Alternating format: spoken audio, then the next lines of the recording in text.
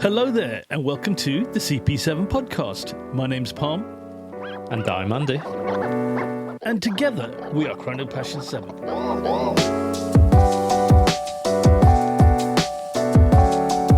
Hello, and welcome back to your favourite watch-related podcast. Yes, the summer hiatus is over, and we are ready for Season 2. It's been officially 2 years of the podcast, and we're raring to go. So, Andy, are you ready for Season 2? It's a new chapter, right? Yeah, looking forward to seeing where that takes us.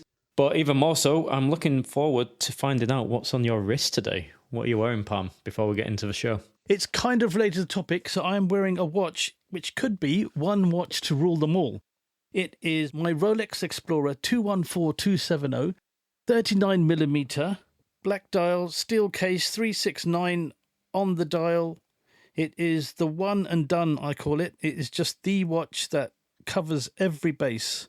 Again, this was a present from my wife for a milestone birthday, so that makes it even more special. But that's what I've got on my wrist. And Andy, what have you got? A great watch. I also have quite a special watch. I have the new Jaeger LaCouture. It is a 50s Calatrava in 18 karat pink gold with a beautiful chain link bracelet. So make sure to check out the show notes at www.chronopassion7.com, where you'll see our wristwatch checks and all of the cool watches we discuss. However, very, very special watch. This is the first show, definitely the first show I've worn this on. And what's special about it is my parents very kindly purchased this for me for my 40th birthday. I'm not 40 yet, that is next year. However, they gave me a budget and said, look, we know how it is with watches.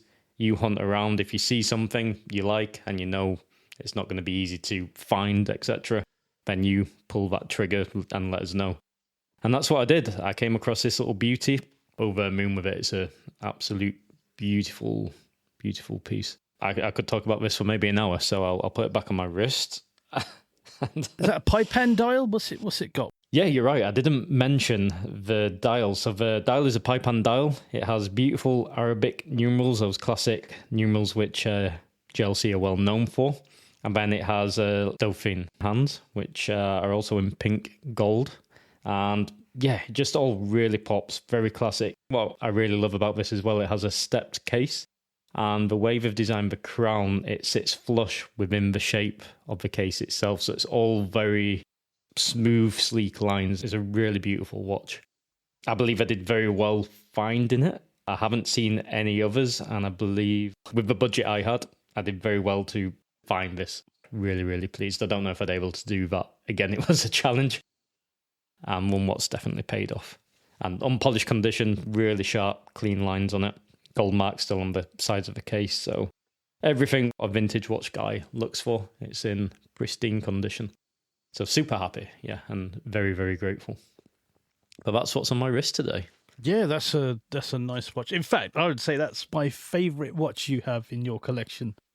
It's just elegant. It's elegant and classy, and it's gold, a bit very old worldy, elegant and classy, I'll say. But not trashy. Not a geezer. Yeah. It's not a geezer watch, I wouldn't say. It's not a geezer watch, I wouldn't say. It's definitely got that. It feels like wearing a Calatrava, which it is. It is a Calatrava, but it does have that Patek vibe to it, especially in the design. Yeah, it's just really nice. Like, I think you've said it perfectly well as well. It's just very classic JLC as well. But to find this condition from, like, again, it's from the 1950s. This size as well, wears like a 36, so it wears very well on the wrist.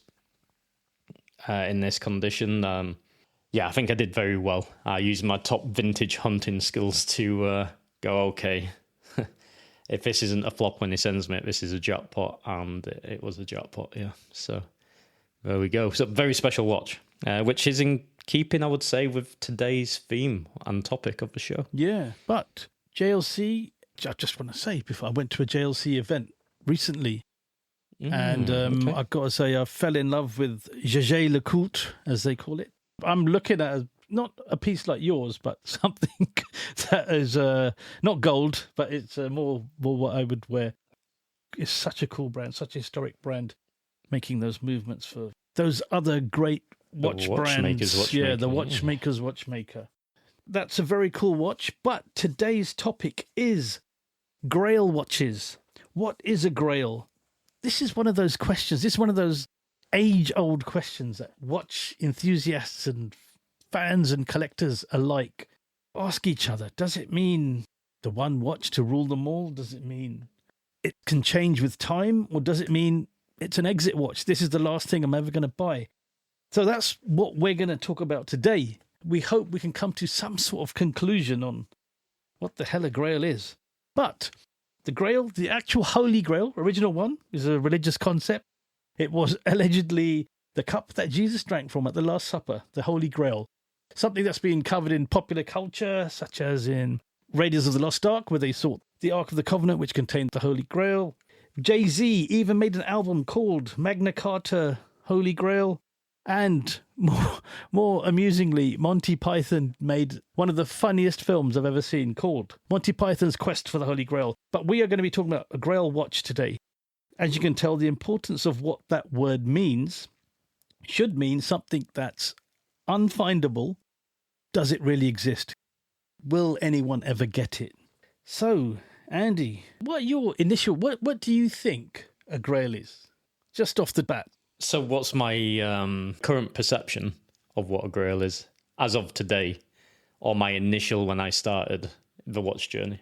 Go nuts. Go nuts. Whatever you want to. All of it. Throw it all in. Okay, let me do two angles then. Initially, my perception of grail was kind of out of reach, almost unobtainable, unless a miracle kind of happened, right? Which can link to that biblical sense of the original. Yeah. And it was always something almost like as a teenage boy, it would be a supercar. When I was younger, I was into cars. It'd be like the Ferrari F40 on my wall. Will I ever own a Ferrari F40? I'd never say never, but given the over $1 million these days or more, it doesn't look that likely, right? However, it's always been an aspirational car, what I looked at. So is a watch the same? And for a long time, that's what I thought when I first got into this hobby and heard that term being thrown around in the communities, in the charts, online, etc. And I had a few pieces, one being, at that time, it was the Cartier Privé of the CP collection, the asymmetric in platinum, only 100 made. But then it wasn't crazily out of, well, I say it was out of my reach. It was like 40 grand, 40,000 euros. Now, even it's doubled. It's like 80 plus, 80,000 euros or more. However, as you experience the watch industry in the way we have, and we've been so lucky to do so, I've had hands-on with so-called Grail level watches, and then your opinion changes. So that was my naive thoughts of a Grail. And it's not naive because some of our listeners might have that. Whatever a Grail means to you is a personal thing and there's no wrong or right, I don't believe. But my thoughts around it now, it has to have more meaning than it just being a material kind of listic item with a super high price tag. I think it has to mean something more. It has to be more, for me, it has to be a watch. What if you see that watch, you like that? That's Andy's watch. That's Andy kind of thing for me personally, and it needs to represent my character, and it also needs to represent a phase in my journey, a stage in my life, or a special moment what I can relate to, what kind of makes me feel really connected to it. So for me, a Grail, I need to have a deep connection with, not it just being, this is a Vacheron 222, what's astronomically priced, and that's why I want it kind of thing. It needs to have a bit of a meaning to it. But maybe if I went, for example, I hunted down a 222 and I went on this crazy journey to get it and traveled to another country to pick it up in person. And they had this, we've heard stories like that before, right? With Emily, who joined us at one point with her IWC journey. So if there's a journey connected and a story connected, I think it starts to feel more special. But I feel at this stage I'm maybe rambling a bit, but these are my first initial thoughts. Initially, I thought it was that, that poster on the wall of your dream, what maybe would never be obtainable. And now I feel more it should be something obtainable and something that you'll cherish and something that has real meaning to it. So that's my first 2 cents on this pretty deep topic, simple topic, yet. Yeah, no, that's once you peel the layers away, it's a tough question. You get put on the spot. And if you're wondering who this Emily is that Andy is talking about, that's Emily Marsden, who came on episode 53, and she got her Grail watch of the Kurt Klaus IWC Da Vinci Perpetual Calendar. And she seemed to have got that quite early in her journey. So actually, it'd be interesting to get her back on and see if that's a Grail. If you get a Grail that early in your journey. In a beautiful white ceramic as well. So, that's a posing question. Was that her Grail, or was that just a watch she really liked? So for me, we're getting on if we're sticking on a religious, spiritual topic, I've become a bit of an atheist on this topic because I think I went from full believer. Yes, my Grail is this. I was a big Daytona fan. My Grail is a platinum Daytona. And then now it's not. I'm just thinking it's a cool watch. I love Daytonas, but not, if I could get one, brilliant. I don't have that finance, and I don't think I'd put it towards something like that if I did. But, but then I think I went agnostic by, you can and you can't. You're kind of on the fence, and now I've gone full atheist. I don't think there is such a thing as a Grail watch, but if there is, what does it mean? So that's what I mean. Let's talk about this. Let's see if we can change my opinion and actually put me on the Grail trail and just say, okay. So I can say yes. I do believe. I'm now a believer again. But I do think the word itself is a very highly esteemed word, but it almost represents a period in time rather than the be-all and end-all. Let's say life is a moment, right? We've talked about this on the Geneva Watch Day show. And in that moment, you're going to have many micro moments. So I think the Grail is representative of each of those. So, anyway, we're getting quite deep into this. With what you've said there, Parm, just quickly, I know the Daytona is a special watch to you, and it is a Grail piece, or was a Grail piece for you. So at some point, you must have have the concept of the Grail, because I know you said the Daytona was a Grail piece for you, and now you're in a fortunate position where you have your dream Daytona, right? Well, not the platinum one. It's the platinum, not the platinum one, dream. but yeah. but it was the Daytona, right? You wanted a Daytona, and you achieved that. So just rewind into that. What was the feeling when you actually obtained it? Did it feel like you've ticked off, like I've got that Grail piece, or did it not really feel like that in reality? It didn't. I'll tell you what, because this, we are watch people. We don't just go in and buy something and walk out with it. We try and negotiate. We do research. We kill the fun most of the time by doing all this build up. It's a game. It's an enjoyable game, but the actual romance kind of fades away. But so when I bought mine, I traded in 2 watches for it. 2 nice watches that I quite liked, but then not as much as that. I got it, and when I did get it, it wasn't so much, oh yes, I've got my Grail. It was, well, I've got this watch that I never thought I'd get it, and I bought it, I think 2 years ago, and it was quite early, about 2 years into my watch nerdery, and I was like, okay, it's nice to have it, but I don't know. I don't know how I feel. I don't know, is this a Grail? Can I have that?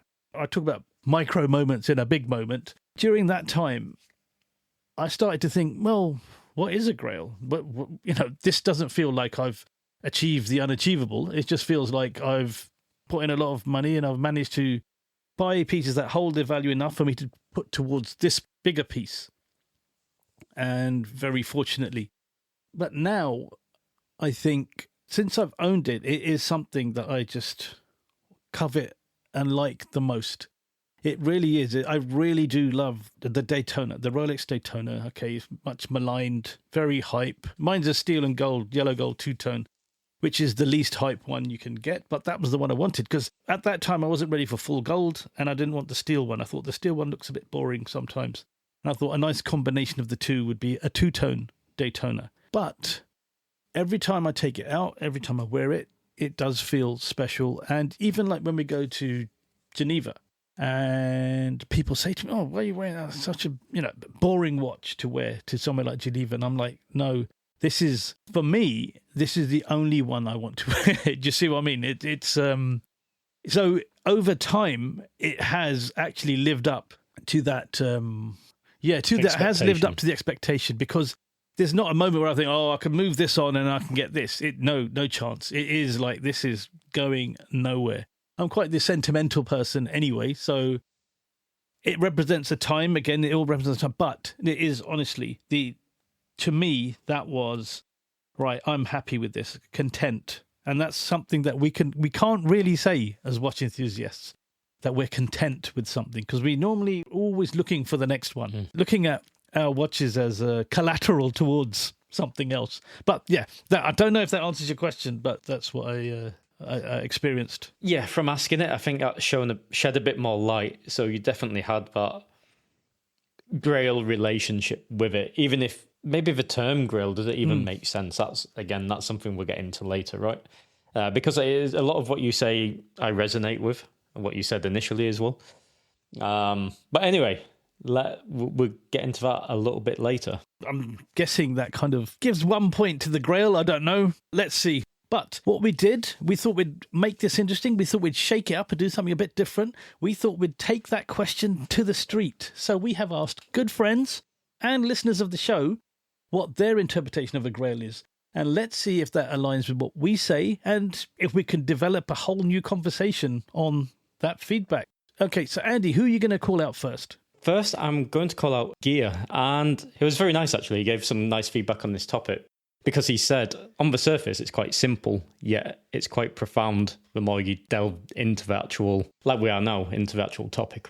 I'm going to read his words now. So here we go. For me, the concept of a Grail watch goes beyond price, status, or brand prestige. It's not defined by exclusivity or monetary value. It's about personal connection. Many see a Grail watch as a single ultimate piece to acquire.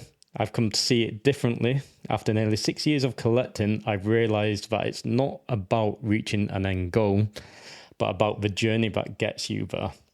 Our tastes and preferences inevitably evolve, but the thrill of collecting, the hunt, the learning, the stories behind each piece remains consistent. That's what makes the hobby so special. It's not a race to the finish line, but ongoing exploration of the passion, craftsmanship, and self-expression. Therefore, I think we should really come to terms with the idea of relating a Grail watch with journey making, because in the end, the true Grail isn't worn on the wrist, but carried with the experience and memories along the way. So I think I pretty much got that word for word, and I think that's a very, very good statement. Yeah, I think Gay is a man after my own heart. I can relate to a lot of what he said there. So I am going to quote a good friend and friend of the show. On Instagram, his name is Watchful Neil. He is part of the Real Watch Brothers on Instagram. Check him out. And he is a writer for Oracle Time. So I did ask for a couple of lines and he almost gave me an article. I got him to trim it down, so bear with me with the length. Okay, so what Neil said was, for me, a Grail watch has always been the ultimate, the pinnacle of my collection, the one that seemed forever out of reach. At one point, that was the Tudor Submariner 7928, and then I bought one. Next, it was the Omega Ploprof, and yes, I bought that too. So what happens when you finally reach your Grail? You realise it's not about price or rarity, it's about a connection. A true Grail stirs something within you, something emotional. It's less about ownership and more about the pursuit. For me now, that watch is the Ludwig Ballard Upside Down Hour, a piece that celebrates individuality and imagination. And perhaps that's the beauty of it. A Grail isn't fixed. As we evolve, so do our tastes and the meaning behind the watches we love. Each one marks a moment in our journey, a reflection of who we were and who we are becoming. And I think that's quite spot on as well with what you said there. I think we're doing better than us, to be honest, so far. Well, we didn't want to spoil what they said, so we just made it. Yeah, but we didn't want to spoil what they said, so we tried to keep it a bit low-key on our points. Yeah. So I'll pull the next one out of the hat, and that would be Joseba. And Joseba said, for me, a Grail watch represents much more than ownership or rarity.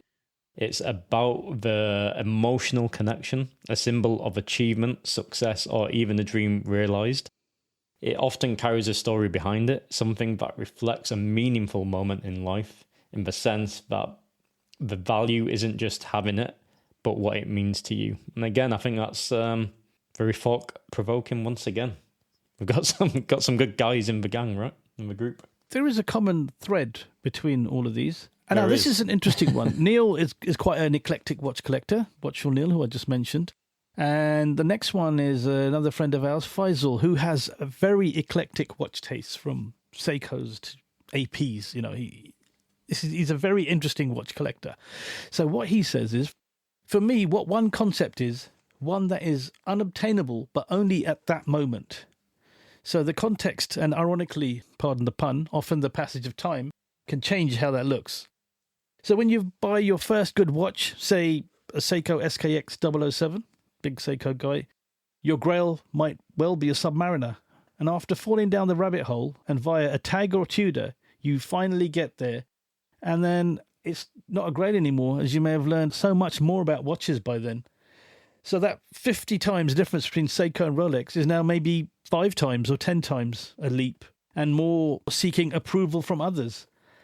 A Vacheron Constantin overseas, a Moser, and the welcome to independent watch horology. He gives a shout out to Pietro and the team at the limited edition. Could equally be just as good, if not more special than those watches. So for me, a true grail is one I never expect to own and would be my exit watch. But that changes with time and how much I learn, which is every day. So maybe my grail is that one watch which I can be happy with every day and at any price point. So that's 4 grails. Actually, I'd say he believes that there is the grail watch out there. He just hasn't found it yet. Yeah. So there we go. Is a bit of a comeback for the grails. I think that theme continues as well. So going over to Geordie, Watch Shazadi on IG, as many listeners may know him. What he had to say was, when I talk about a grail watch, I mean it in the truest sense of the word, like the Holy Grail. It's something almost unobtainable, a piece that would take a bit of a miracle for me to own. Now, I'm not saying it doesn't exist, it absolutely does. Plenty of folks out there can get it if they have the means, but for me, it's in that dream territory. Right now, my most expensive watch is a Zenith, and even that was a big stretch for me. But this Grail watch I have in mind is on another level. It's a H. Moser and Psi Streamliner Skeleton Tourbillon. Moser. Funny enough, I'm usually not a skeleton watch guy. Great choice. And I know which Zenith he has as well, which is a sick watch, which would be a Grail for some people. Going to the Moser, they're hard to read, so normally doesn't go for a skeleton watch as they are hard to read, not his typical style. But this one really captured him completely. Ever since I first saw it, so back in his words, it's been the one. It's like that once-in-a-lifetime piece of horological art that would take a real stroke of luck for me to ever own. But that's what makes a Grail, right? ? So, another one for Grails. Another true believer that the Grail does exist. Believer. We've got And a bit more to that poster on the bedroom exactly wall. the believer, the young kid, our inner child seems to be the Grail lover. Yeah. But right, I've got a couple more. I've got a couple more true. friends to just shout out and call out. They put the time to give me some commentary to put on this show, and these are a lot shorter. Next for me is a good friend of ours again, Ed, Fashionably Late Ed, as he's known on Instagram, because he's always fashionably late for every watch meet we go to. He says, I think a Grail should be that unobtainable, slightly out of reach watch. That's part of the fun. So fun comes into it now.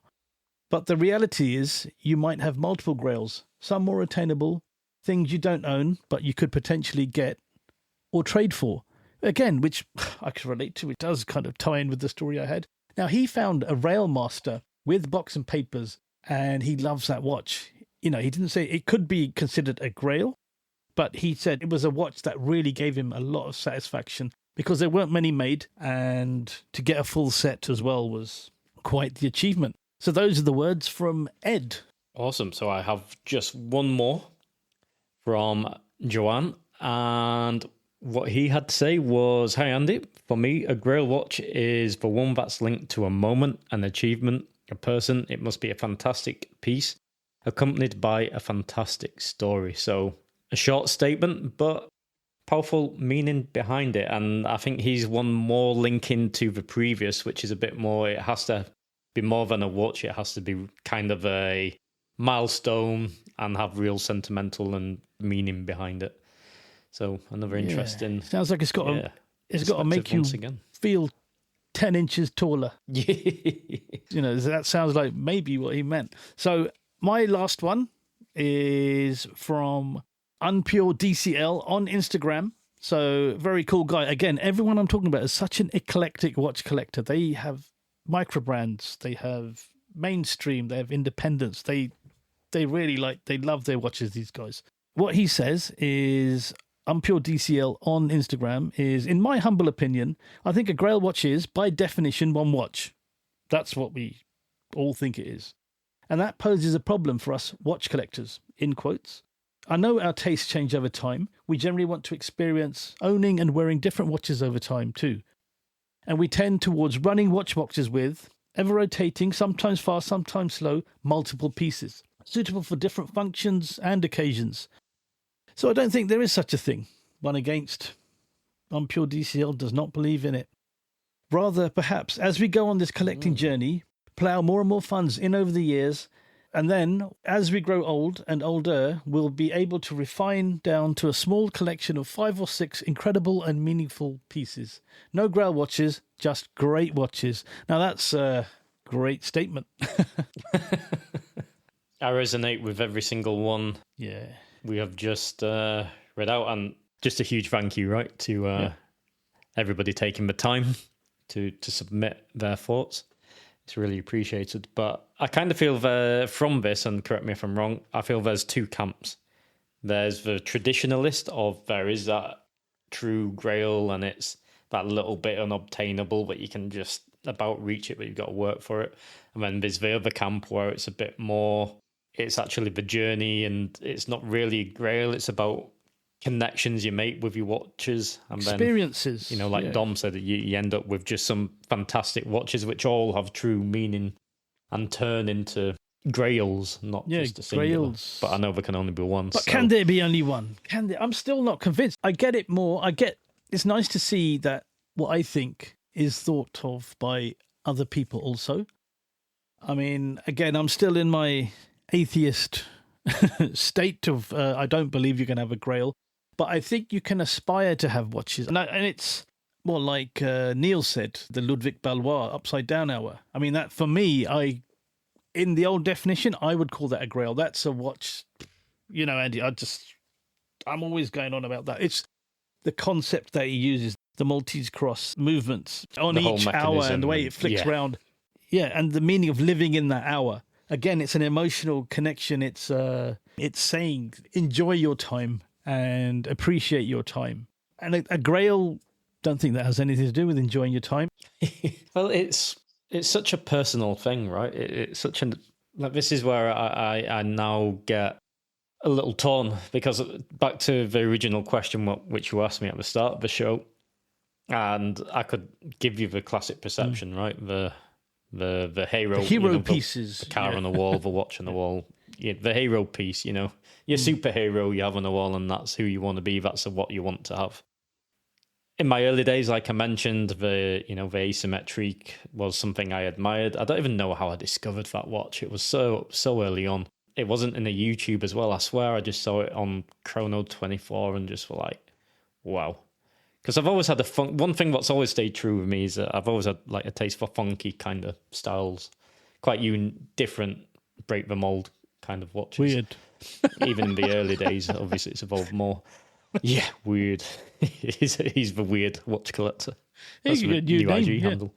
Yeah, there you go. Weird Andy. Maybe not. That sounds good, actually. Yeah, the Tortue Monopusher was another one I always, and still probably if you were to say out of, this is where it gets really hard, because if you said to me now, yeah, but this is where I get in. This is the interesting part. The Tortue Monopusher. Yeah, go on. This I remember was the ultimate, CPCP, right? Yeah, this spectacular. Was Cartier Paris Collection Privé. It was the ultimate, but we knew it as that's like a unreachable goal. It's just so good and it's just so brilliant. But then as time has gone on, we have realized who was behind it. Yeah, it was a Cartier watch, but the three watchmakers that were involved in creating that movement are legends. Who's who of modern independent watchmaking now, practically. But we didn't know that then. But equally, it was still that's the one to have. You'd think now it'd be even more so knowing that. Yeah, but now it means a lot more. Fair. Yeah. You could argue also now with Angelus, right? They now have that same movement. Yeah, amazing. Movement aside, like the one which I always loved was the one with it was like the blue indices, like print. Well, not print, or however they do it, stamped, right? It's like the stamp. Yeah. The classic, that classic. The classic blue, it's kind of a light blue. Beautiful. For me, that's just, on the white dial, but the blue, prominent for me, blue. I wouldn't want any other one. If I'm doing it, that's the one I want. Price-wise, it's obtainable, but is it justifiable? It's a lot of money. It's an awful lot of money. I mean, if I were like, that is it. It's going to take me 10 years or whatever, or 5 years. I really want that. Forget anything else. That's what I'm getting. Like, I'm going to sell half of my watches. I can get it if I really try. I think they're like 38,000, which is an awful lot of money.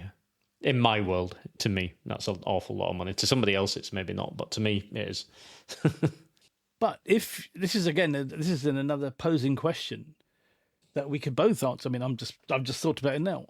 If you've got more than that invested in, by invested, I don't mean as assets, but as in like in your watch collection, that's the worth of your watch collection is more than that. Could someone think, right, you know what? This is true happiness, me getting this, rather than having 6, 7 different ones. I think it'd be a horrible mistake. You can pick, I'll wear this Honestly today. Because I think you'd realise there's more beyond just the singular item.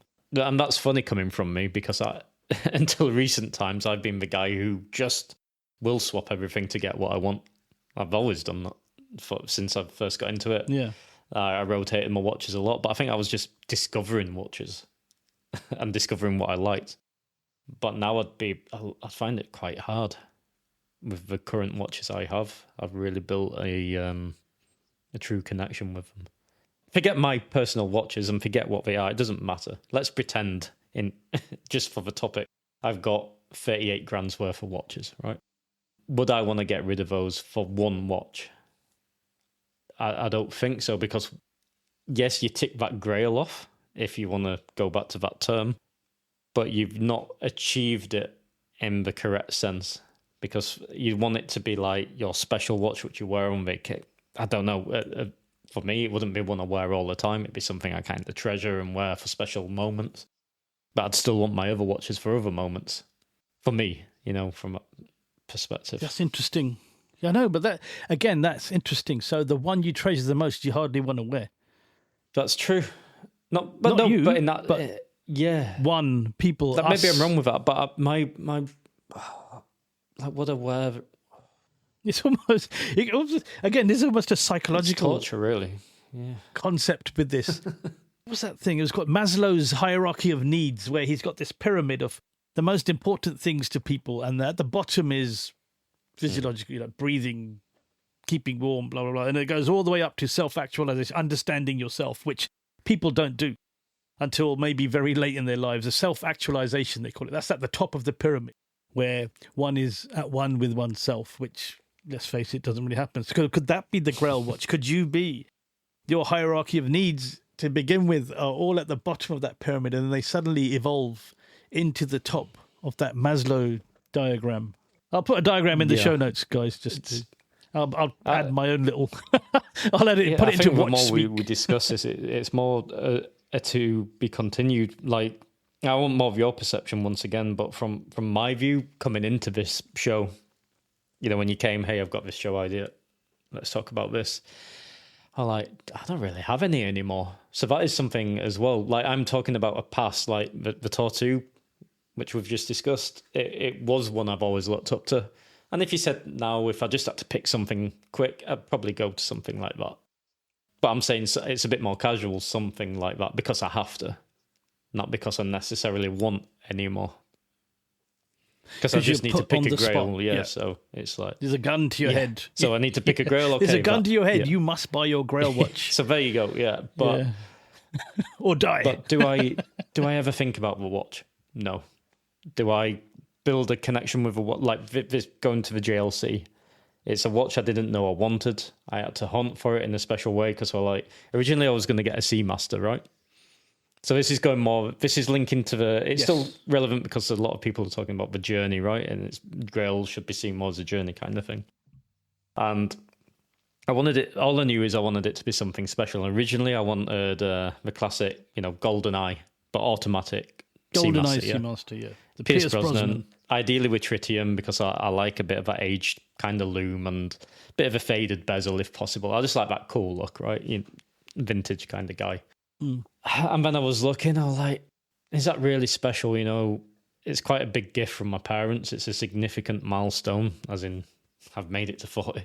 And I started to think I'm doing it all wrong because I was just trying to find, again, the best example within a set price range. And I was like, I don't think I'm doing this justice to find the watch what would really be correct.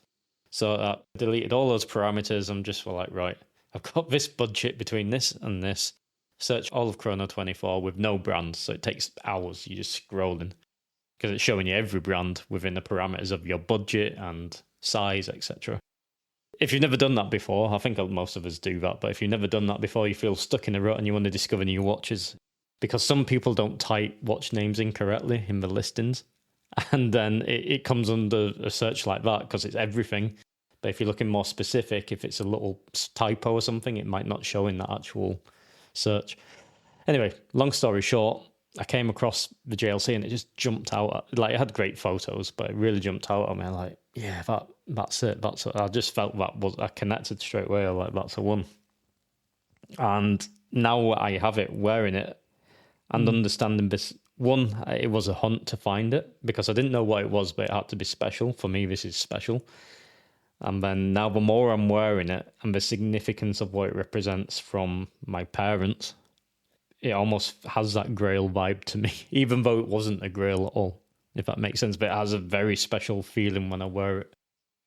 Again, I've not worn it to any events yet or anything like some of my other watches, but it's just that sentimental connection that it was. And you've got this because you mentioned it at the start. I feel I'm talking about myself a bit much, but you said this at the start with your Explorer, with your wife buying that as a birthday gift. So you must have that similar kind of. You must know what I mean by saying that it can instantly connects you to that person. Yeah, no, I'm dead if I sell it. And if I'm you dead, say no, it but doesn't connect me to her at all. Yeah. It would be bad. So you know what I mean, right? In that sense, I think anything can. Like initially, we're just talking frankly now.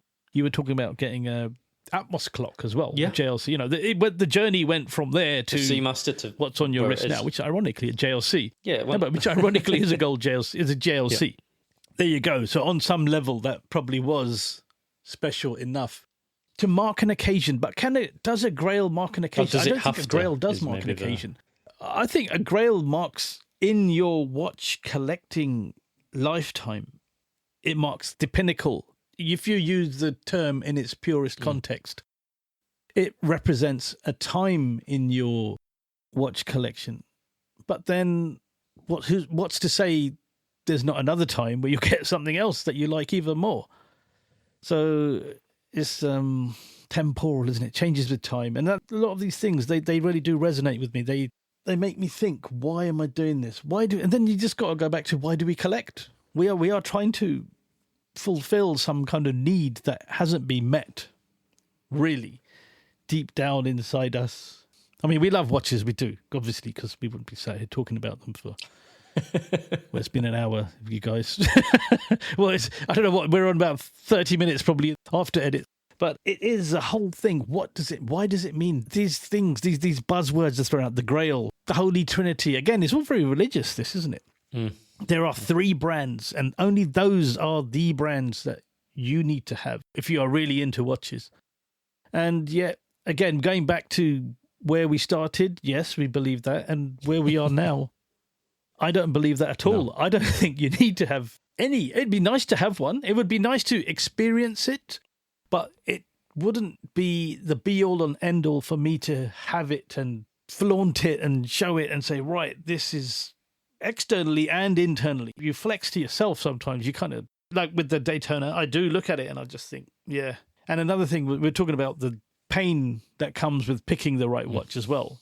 It does take a bit of the fun out of it. And the fun only happens when you own it and you've owned it for a while. So then that can't really, does it evolve into a grail? Because I moved on 2 other watches for it. I bought it from a watch show, a big watch show, the London Watch Show, and I had my eye on a few of the sellers there, and that one stood out, and it stood out, and I was very happy when it was there at the show still. No one had bought it.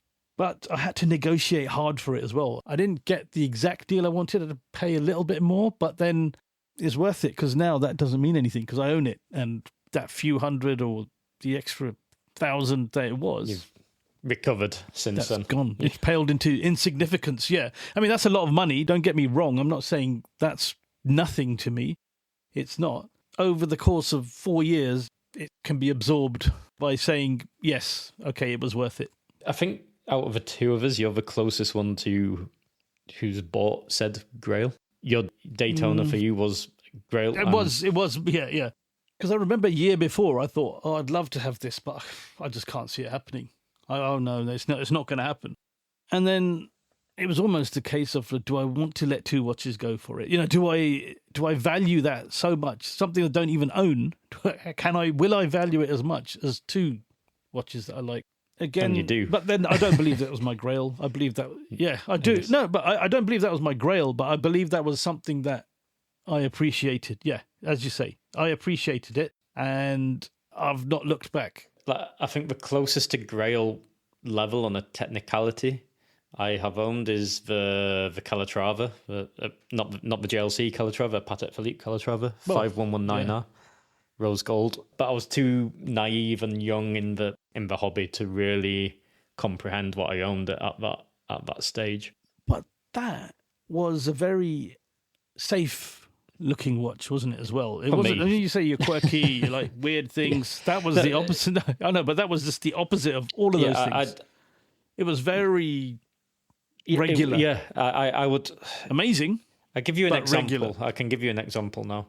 My Omega, the DeVille, which is a Marmite watch. It's a cuff watch. You rather love it or you can appreciate it because the goldsmithery of how the bracelet's made and everything is incredible. But I wouldn't swap that for the Calatrava. I don't know. There's something about that what's more special for me. I think, again, sometimes it's a watch what comes along in your journey, what you don't expect at times. And then the more you wear it, the more experiences you have, you're like, maybe this is the one. So that goes to the question of, is a Grail piece necessary? Can it be something you don't know and it just appears at the right time and then you realise it? Is it planned? Yeah. Does it have to be planned and does it have to be a specific, or can it just be, this is a one? So yeah, it's an interesting one. Going back to what we've discussed as well. So I think we're in agreement there isn't one watch to rule them all. Yep.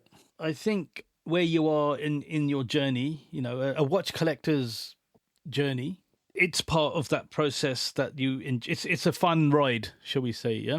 Your journey of maturing as a watch collector and as a watch person, as a watch enthusiast. Or when we talk about grails, plural, which is possible, which is some of the feedback we've got from our friends and listeners, could also mean, is it just a glorified wish list? That, again, will change with time. Again, I think it's very individual. I think it's very personal. It's a very tough topic to tackle because even if we settle on an agreement and opinion, it's just our opinion. To somebody else, it's like, that's a load of rubbish. They've ranted on for an hour. You know what? This is my, this FP Jean is my grail. That's my grail. What's wrong with you guys? You guys are lost. What are these 2 idiots on about with tattoos and cuff watches? Yeah. I mean, let's break down. I do think tattoo is a bit of a... No, it's a grail level for sure. But bring in hype. Let's bring in the blurry lines between hype watches and grail watches. So the Nautilus 5711 or the 3700. I mean, the Nautilus is a hype watch. I feel sorry for people who actually genuinely like the Nautilus because there are people who actually really do like it and the history of it and just the look of it. You might just think, I like this watch, but then some snob will tell you, no, you only like that because it's expensive and hard to get. But there's that, the Nautilus, then you got the Royal Oak. Again, the history of the watch that saves the mechanical watch industry. I don't think many people buy it for that reason anymore. 1% maybe. It is a great watch. I know, yeah. It's a nice watch. Then we could talk about, Daytona's 6239. Paul Newman. Again, it's almost like the bliss you had when you started off. Like, oh, this is my Grail. That's it. That was never my Grail, the 6239. I've never really been a big fan of it. And I mean, okay, it's sold for a lot of money and that's history and what it was. But these, again, are just, my Grail is this. My Grail was my two-tone Daytona. My so-and-so's Grail was a Nautilus. A friend, his Grail was the Pepsi. He really wanted a modern Rolex GMT Master 2 Pepsi. And I'll speak to him and he's now thinking, yeah, I'm really looking at something else now. I really want to get an Aquanaut. So it doesn't end. That quest just changes. It doesn't, and I think it's is two comparisons I can give straight off the bat there, because like our friend, I feel that I know him quite well in his watch personality and character. I know he likes the thrill of the game, the hunt, the wait, and it's almost like a game. Like, I want to get that call. I want to, and it's a big moment, and he kind of like there is dopamines, etc., are released when you get that call and when you buy that watch, and you get it's an addiction to these kind of, he's a different kind of collector, but for those who play with the AEDs and it's like a game to finally get the watches that they actually want, it becomes a bit of an addiction, and I don't think that ever really ends. They'll just go to the next level, which is probably what he's going to do into Pateks, etc., right? Or that's where I'd imagine him maybe going next. But it's not about him, that persona, let's say. The other persona is the vintage watch guy, where we've talked about Ronnie M again, and his quest is, again, it's the thrill of that hunt of getting that double stamp on every single version of that double stamp in that particular Calatrava or whatever it may be. Yeah. And for him, that is a thrill in that. But again, it's the same thing. It's something released in your head every time from your brain, right? And you're getting addicted to it. Yeah, even like cases, when you get to that level where I need this case for this watch now. I don't want the watch I'm not interested in. I want the case. It's almost that the nuance. Yeah, I've found a new nuance for me to obsess over and just go crazy over. Yeah. I mean, that's going quite to the nth degree of detail when you get to that level. But is that a good place? I don't know, but I think that's what we'll share. I'm too lazy. I'm too lazy and lack patience to do that, to ever be that. Yeah.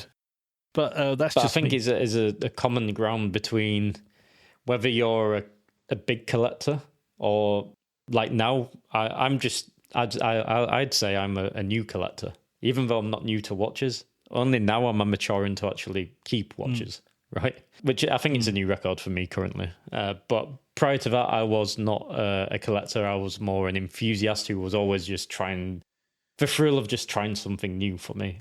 And there's a lot of people who were like that. There's a lot of people who do that. Maybe they settle at one point, or maybe they keep doing it and then get the Grail. Who knows? And then it is a one and done Grail. I don't know. But I think one thing we'll share is that it's a bit of an addiction to it, right? There's a bit of a thrill to it, getting a new watch and the excitement and the excitement of telling your friends, sharing. The excitement for you just enjoying it personally as well is, I think we just all enjoy that. And you get that new watch phase and then it goes, right?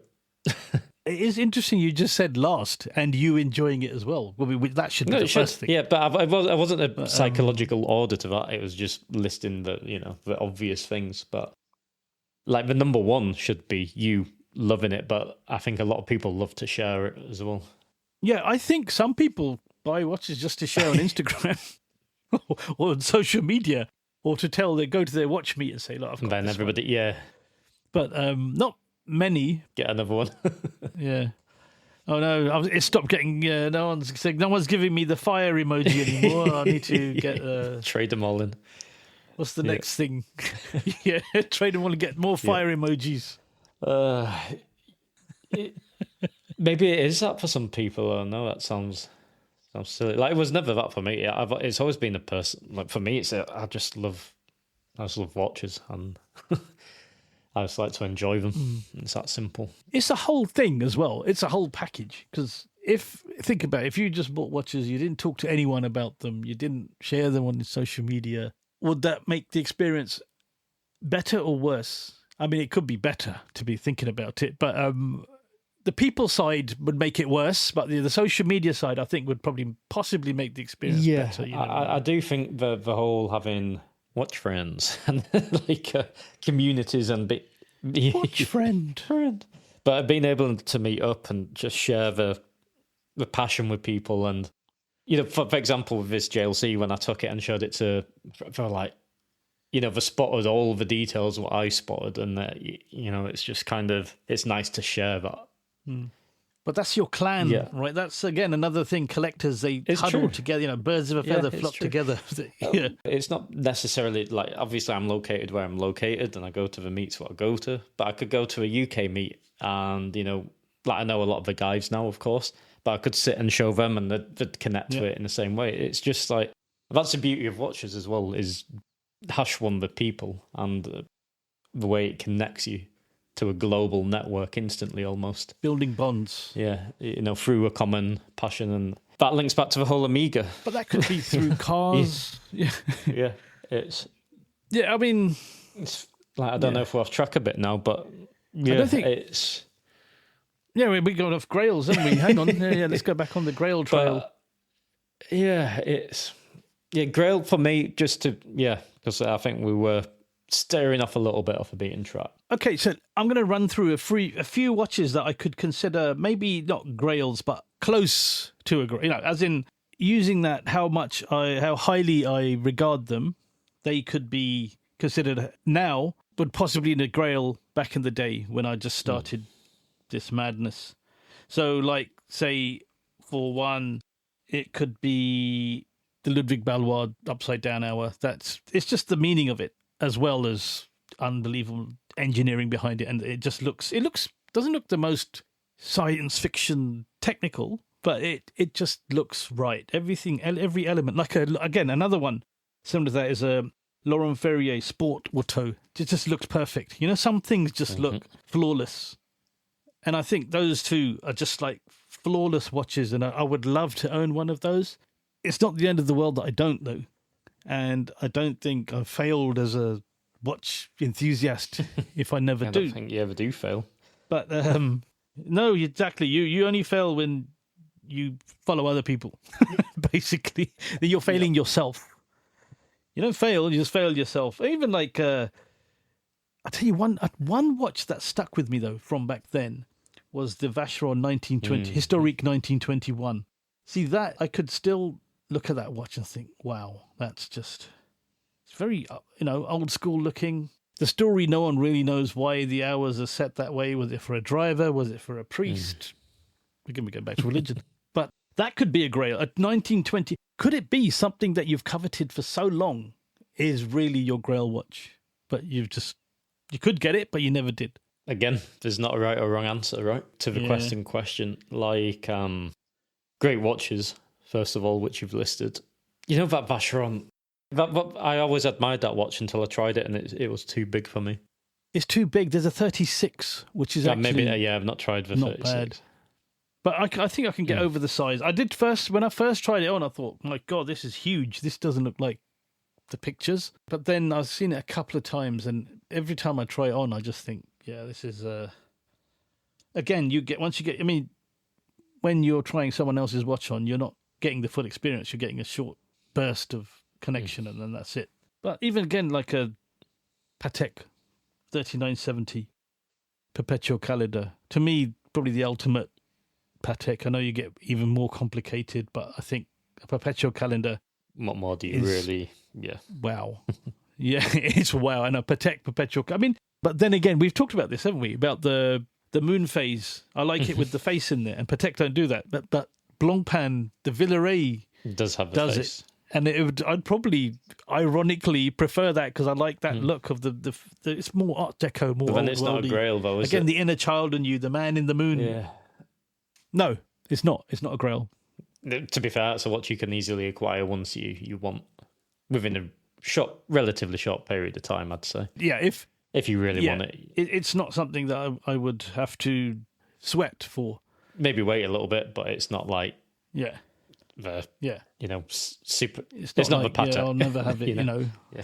Yeah, exactly. The Patek is that piece that is elusive, is very elusive. We haven't talked about Lange 1s. There's so many Lange 1s on the market at the moment, and the price is so... Okay, putting it into perspective, within the world we're in, the price point isn't crazy on all of them. You can pick some up for under 30k.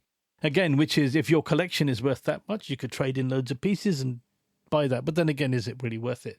I think the reason possibly why there are so many on sale is that the servicing costs so much. People think, right, forget that. It's coming out. It looks like it needs a service, so I'm going to sell If it. you can afford the Lange one in the first place, surely you can afford the servicing, right? You would imagine, but Well, that's again at one point. I think all our listeners are aware of this anyway. But sometimes you see a watch and you think, oh, that's a bargain. It could be anything. Let's just say it's a Zenithal Primero, and you can pick some of the old ones up for maybe 3k. But what people don't realize is the El Primero has something like over 230 plus, maybe 240 components, and just a general service on that thing's gonna set you back quite a bit, even with your friendly local watchmaker, which I'm fortunate enough to have. But it's still, it's not the price of a free-hander. It's more expensive. Yeah, everybody needs an Enric. Shout out Enric if you're listening. But even with a good watchmaker who of course it's more labor, it's more time, it's more complex. It's not the same price as a free-hander. So you've got to think about this when buying these kind of watches, which maybe I think everybody does, who we know, of course they do. But I mean, if you're new to watches and you're discovering podcasts like ours, then before you do buy a watch, even if it's a bargain, I know it's your dream watch, just always check the service. What's a running rate going to be? It's like buying a Ferrari. What's it going to cost to run? It's like that with watches. Not at basic level, but once you get into higher complications, there is a running cost over the time. Yes, something to think about. With a Grail, if you think a Grail has to have all that, it's going to be painful. How much is that Lange 1 going to set you back every time it needs? Yeah. I mean, I know people. I've spoken to people who've bought them, and they're like, "Oh, it's coming up to time. I'm moving it on. I am not paying that." Apparently, Breguet as well is not the cheapest. Once you get to the complication level, I can imagine. Once you're out of that, just your classic free-hander with date or whatever. Once you're beyond that, it becomes quite expensive. And the higher the tier of a watch, like how much is that Cartier monopusher going to cost to service?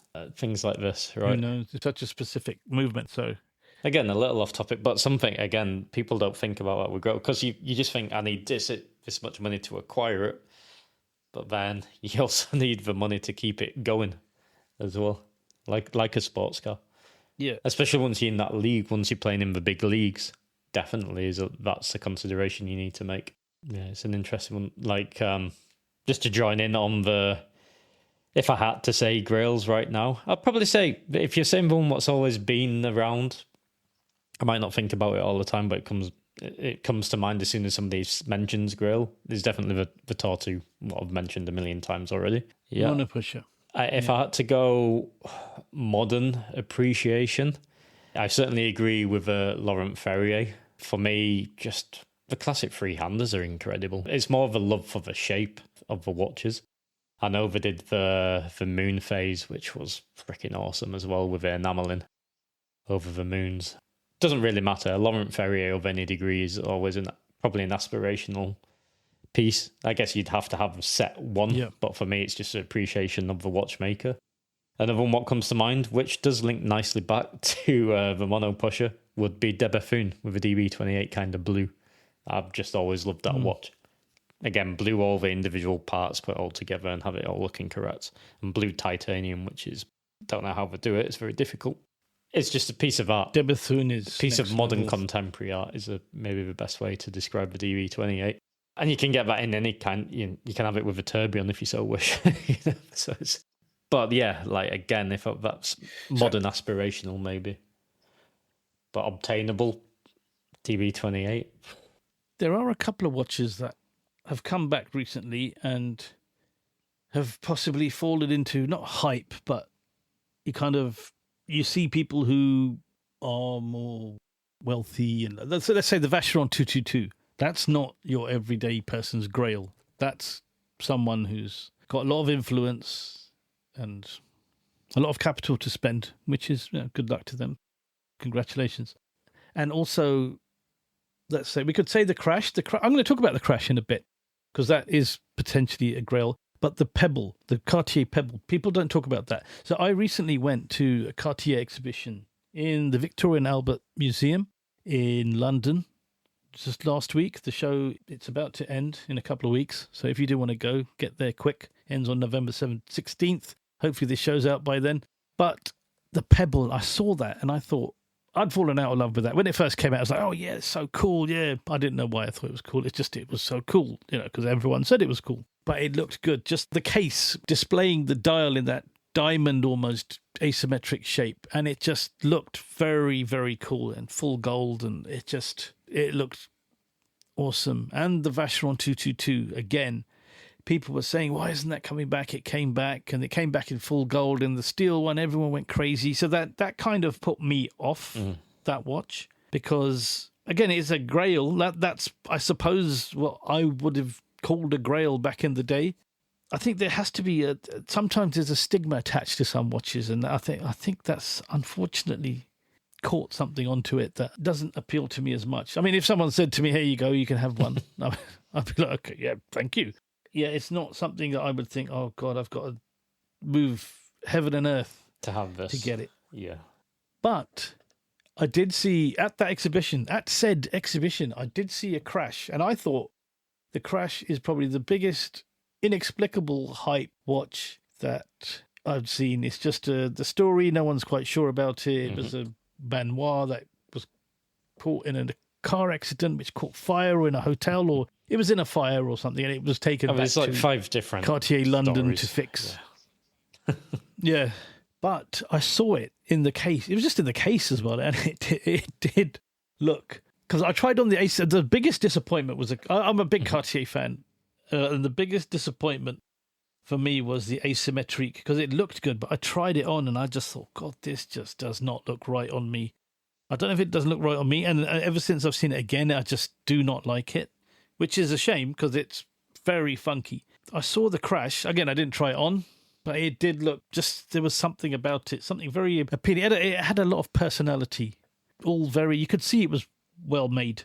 You could see that it was okay. There's like Kanye West, and again, there's a lot of stigma attached to that watch, a lot. But I think any Cartier collector would probably want one anyway, just because it's probably the one to have. But yeah, I was surprised by that. Would it be a grail? I'll never get it, so no.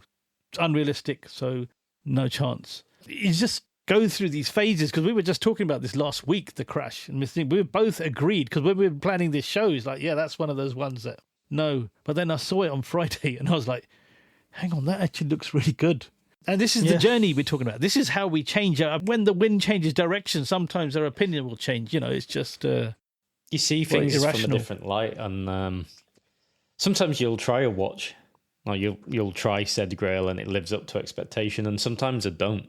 We've been in fortunate positions where we've had private sittings in an auction house where you point to whatever watch you want, they take it out of the cabinet, and you try it on. Very privileged experience, but you start to try on these said grails, and suddenly you're like, yeah, it is. And then others you're like, is it all that? And I don't really want to say the watches because I don't want to burst anybody's bubble. You have all of these different experiences where, I don't know, it's all, as you say, it's a constant journey, right? But like the Crash I've always admired, but You'd think that would be the one for me because it's kind of bizarre looking, right? But I don't know if it is anymore. I don't know if it is just kind of, I've outgrown it, that particular the crush. I appreciate it and it does look funky, but I don't know if I've just kind of got I don't past think it. it is. Yeah, I don't see you with a crush. I just don't. I think it's more chance to see me with the bathtub with what's it called, the banoir? Yeah, banoir. Yeah, they did have they call it Cartier bulbous, and it was basically a banoir in a not medium, like a larger one. And I thought that looked really cool. It's just but I just don't get one of those tiny. Oh no, not the tiny ones. But please. like I think they do look great on the correct wrist size. Yeah, well, if you've got the right wrist size, and they do some larger ones. What's his name? Timothy Chalamet, is it? Is that his name? Oh, the actor? He rocks them. Yeah, but he's a skinny guy as well. He can do it. Exactly. Yeah. Like for me, I'm not a skinny guy. So it'd look a bit silly. So to a degree, but that's not a grail though. But I could see myself wearing No, it's not a grail. Something more like that. Please. I could see myself rocking that over a crush these days. Yeah, the Noir, right?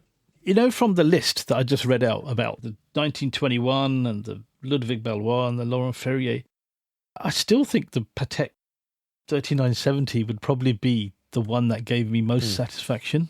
The service bill wouldn't. But I think there's something magical about that watch. Again, there you go. Emotions, magical, a magical connection. There has to be an emotional connection to it at a certain degree, I think. Yeah, it has to be emotional. There has to be an emotion. Yeah, you cannot, again, it's coveting. When you covet something, there's a big connection you have with it. Maybe that's the best advice we could give is actually, if you ever get the opportunity to try, again, you can go to auction previews, you can try on Grail pieces. It is possible. So I'd encourage people to do that to get a deeper understanding of the watches. But because sometimes you put it on and you will really connect at an emotional level and it makes a lot more sense. And then others you'll put on and be like, I'm glad I tried that because now that's not my aim anymore. So it's good if you can do it. Yeah. As an enthusiast. Like the asymmetrique, I really would not get that watch. I've not tried the asymmetric. If someone does like it, that's a fine. grail of mine, but aesthetically, it will just, I always I thought it looks really classy. I liked it. I've always been attracted to asymmetric it does all those things. Designs in general, to be honest. But trying to think of I have actually owned an asymmetric watch. The robots. That can be anything you want it to be. But I've had an asymmetric watch. I swear I have. I've had so many now, I can't remember. Anyway, it's by the by. Don't think you have that I can remember. Not without going through my phone. But yeah, I think we're getting to the conclusion point maybe, but... We're going to conclude, but I'm going to throw in one fitting question out there. Is a Grail watch an exit watch? Seeing that we're about to exit the show quite soon. Is a Grail watch an exit watch? Is it that one that's it, I'm done. I've done everything I wanted to do. I'm hanging up my Chrono 24 app. No, I don't think it's such a thing. I think it's just we have this, like mentioned before, with the dopamine and the enjoyment of the hunt, the search. Yeah, I've got the Grail, but now I want to find some super rare G-Shocks, or people go down these tangents, these different rabbit holes all the time. And it's enjoyment. It's enjoyment of this, I have a theory on the exit watch. And I think it's like you get sports people and you get people who've worked in an occupation and they fall out of love with that occupation and then they leave it. They think, I'm not going to do that again. Sports people will not play again. They'll never lace their boots on or pick up a bat again because they've had enough with that whole sport, the people in it, everything. And I think possibly the exit watch would be when you've just had enough. You just think, I don't want to be around this scenario anymore. Or I don't want to be around this indecision anymore where I buy something and I'm already looking at the next thing. The chaos, the dopamine wearing off extremely quickly. Yeah, I guess you could get over it, or you could mature to a level where you're like, you know what, I have enough now. My watches make me excited every time I see them. I don't know anyone who's ever said that to me. No, I'll be honest. We know people with over 300 watches in their collection and we're still buying more. You know, we've got more watches than the days of the year, and we're still buying more. So, I mean... Yeah, they're still buying more. That's actually a true story. It's a true story. That's a true phrase that someone we know told us, So, I mean, well, if I've said individual, I don't think it's such thing as an exit watch. But again, is it? I don't think the Grail is the exit. Yeah. Sorry, not the exit. Said individual has the Grail watch. They do have their Grail watch, I believe. I can't say what it is. No one knows what we're talking about, so maybe we should just cut this bit out. Because I mean, he's not exited. He's got his Grail and he's not exited. Yeah. The IWC, the Raspante in solid gold. Oh, yeah, with that bracelet. Okay. Like that's his. That's it. Cut it out. That's not an exit watch, though. I mean, no, but that's a Grail, and he's not exited. Okay, so maybe we'll keep this in. Yeah, but maybe we'll keep this in. But was it a Grail? Because the Grail is. But I've done it. No, he really wanted that, and he went on a mission to get it. Yeah, but is that glorified wish list? I think that is. I don't know. He speaks very highly. That comes under. Oh, I really want this, and I know. Yeah, no, of course. But then, favorite. Okay, so I'd arguably say your Grail watch is your favorite watch. I'd arguably say he's got quite a few Grails, but I mean, he's still going. So I don't think the Grail is the exit. Not for him. No, but what I'm saying is an exit watch is that. Okay, we established it's not a Grail watch, but what is it? An exit watch is probably when you just had enough. I don't think you've reached... When you're in the hospital bed and you don't know how to... You've not reached horological nirvana yet by, this is my, my Grail, and this is my exit watch. This is, the only exit is that one, when you're about to pop your clogs. when you're about to die. Just one more. You still order it anyway. The lights, the Chrono 24 is fading, the screen. Yeah. For the next generation... Buy it now. This podcast is for the next generation. But I wouldn't say to answer your question, I don't think you get the Grail and exit. I think you get the Grail and then you've ticked that high profile watch and then you have fun with other watches. Personally. But again, it's all... And the purest definition of a Grail, if someone believes that a Grail is the one watch to rule them all, or the exit watch, why would anything else? You're correct. Yeah. If you've had your favourite meal, I mean, ones you need to eat every day. I think we're on a bit of a cliffhanger, but what I would say is if we have a listener or listeners who are... we have one listener, please. No, but from our listeners who we value... At least one, come on, someone. Who we value dearly. Please drop in the comments on the website. If you do have your Grail, you don't have to say what it is or share a lot of information, but... Has that satisfied you? Have you stopped? Is there anybody out there who has the Grail, they've purchased it, and that's it, they've exited? Or is that not true? Like, we'd love to hear your thoughts. Yeah, have they found the exit watch and actually consider it to be defined as their Grail? Yeah, let us know in general. All your comments. In the comments, because I don't think we've solved it. I don't think you ever can because it's very, very personal to the individual. Okay, I'm going to sum up what I think it is. Yeah, I think a Grail watch, I think you can have a lot of watches that you really covet. I've used that word a lot. And those could be considered an older definition of what we used to call a Grail.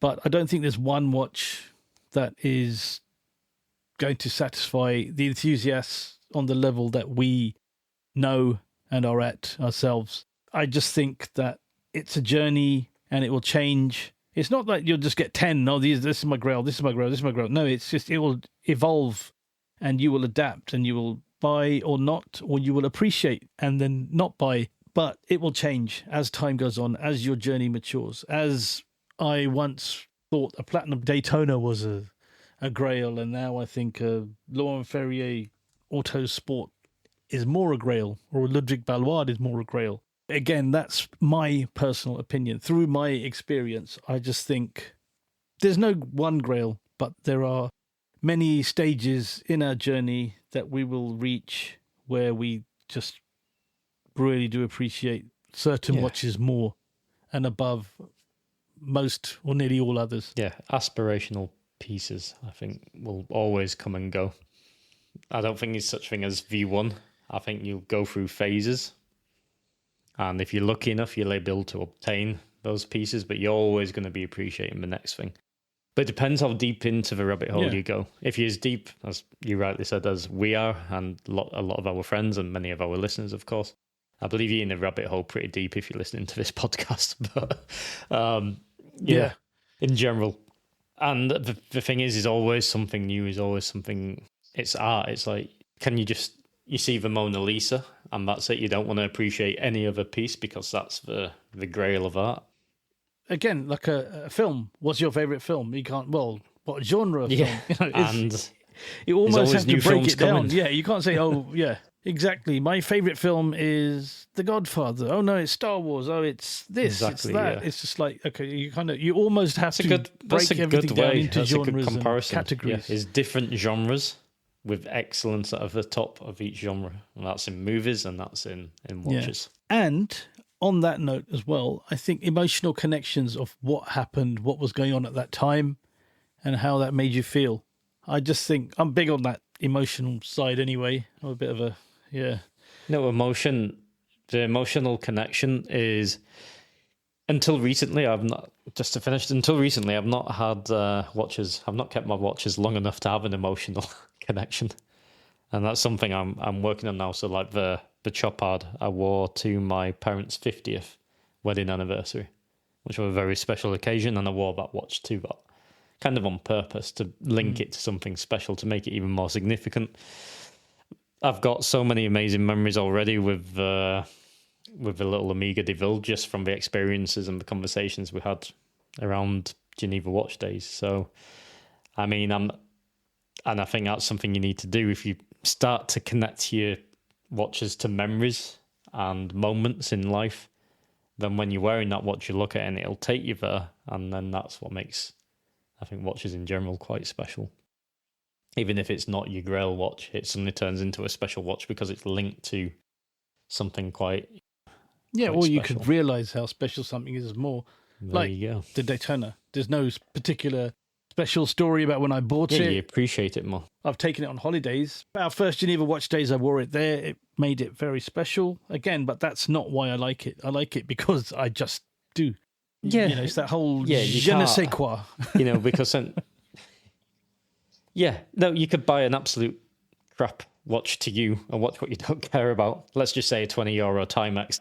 And just because you decide to wear that Timex to all of these special occasions, it doesn't necessarily make the watch itself special. It still connects you to memories, but the watch has to be also, you've got to like the watch, not just it connect to memories to make it something. Yeah. Okay, I think we really do have to go now. We've taken enough of your time. Yeah, I think we've taken enough of your time. It's time for an exit, not an exit watch.